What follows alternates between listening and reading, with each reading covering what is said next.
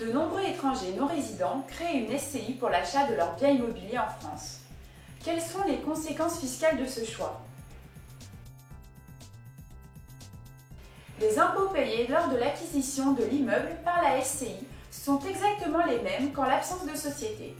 De même, la fiscalité ne se trouve pas impactée par la présence d'associés non résidents. La SCI sera soumise à des droits d'enregistrement compris entre 5,19 et 5,9% selon le lieu de situation de l'immeuble. En France, vous serez soumis à un droit d'enregistrement de 5%. Mais attention, des impôts pourraient être également dus dans votre pays de résidence fiscale. On m'a parlé d'une SCI soumise à l'impôt sur les sociétés et d'une SCI soumise à l'impôt sur le revenu. Mais quelle est la différence? La SCI peut être soumise à l'impôt sur le revenu. Elle est dite fiscalement transparente. Et ses associés sont alors imposés directement au prorata de leurs droits sociaux. La SCI peut également opter pour l'impôt sur les sociétés, comme une société commerciale classique.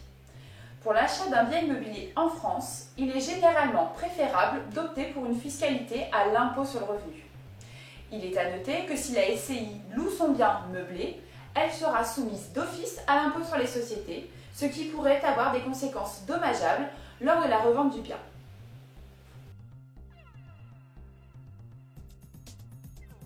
En France, la pratique est très courante pour une SCI non soumise à l'impôt sur les sociétés de mettre à la disposition gratuite de ses associés le bien immobilier dont elle est propriétaire. Cette opération n'est pas fiscalisée en France. Néanmoins, l'administration fiscale britannique a un point de vue différent sur la SCI française.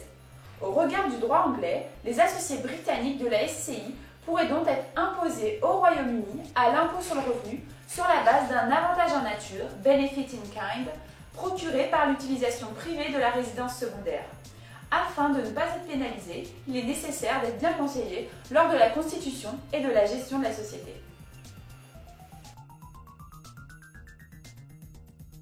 Vous devez déclarer vos revenus en France uniquement si vous percevez des revenus de source française.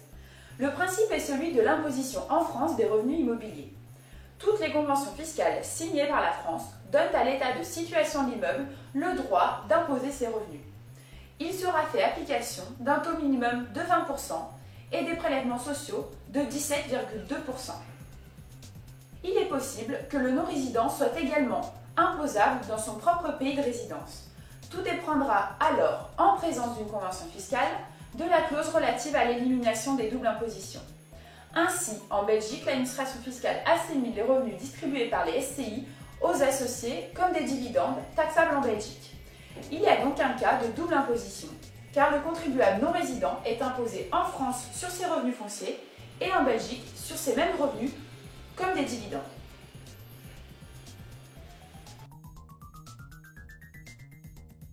Toutes les sociétés françaises ou étrangères possédant un ou plusieurs immeubles situés en France au 1er janvier de l'imposition sont redevables d'une taxe annuelle de 3% assise sur la valeur vénale de ces immeubles.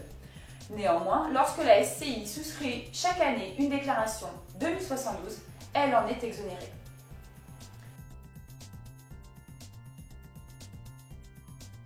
Les associés non résidents d'une SCI peuvent être effectivement redevables de l'IFI si le montant net de leurs actifs immobiliers en France est supérieur à 1,3 million d'euros. L'interposition d'une SCI n'est pas signifiante. L'acquisition par le biais d'une SCI peut poser un problème à un résident suisse. En effet, certains cantons suisses peuvent prévoir que les parts des SCI, pourtant exonérées en France, sont imposées en Suisse alors même qu'une détention en direct aurait permis de sortir le bien immobilier de la base imposable en Suisse. Vous êtes susceptible de payer un impôt sur la plus-value immobilière. La cession du bien en France est toujours imposable en France. Pour le calcul de l'IR, le taux de prélèvement est fixé à 19%. Il s'applique en cas de cession des titres de la SCI par des associés non résidents, personnes physiques, et à la SCI en cas de cession du bien immobilier. La taxe additionnelle de 2 à 6% trouvera également à s'appliquer. Les revenus fonciers de source française des non-résidents sont également assujettis aux prélèvements sociaux au taux de 17,2%, 7,5% pour les résidents des pays membres de l'espace économique européen et de la Suisse sous condition.